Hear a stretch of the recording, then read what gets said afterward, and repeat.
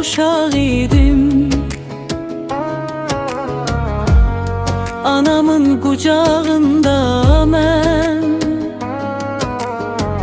sığal çəkərdi telərimə, lay lay deyərdi mənə, beşiğimin yanında anam.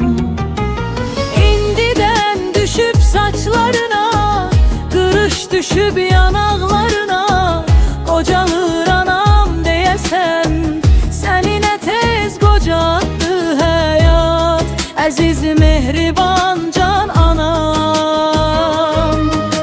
İndiden düşüp saçlarına, qırış düşüp yanaqlarına, qocalır anam deyəsən, səni nə tez qocatdı həyat, əziz mehriban can anam.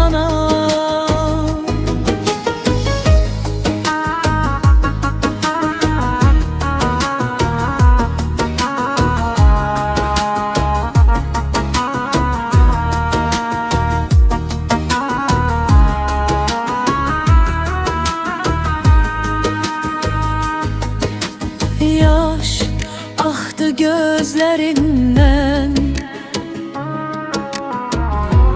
nəmləndi yanaqları,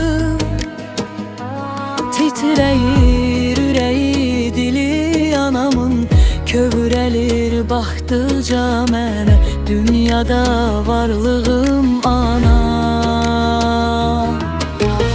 İndiden düşüp saçlarına, qırış düşüp yanaqlarına, qocalır anam deyəsən, səni nə tez qocatdı həyat, əziz mehriban can anam.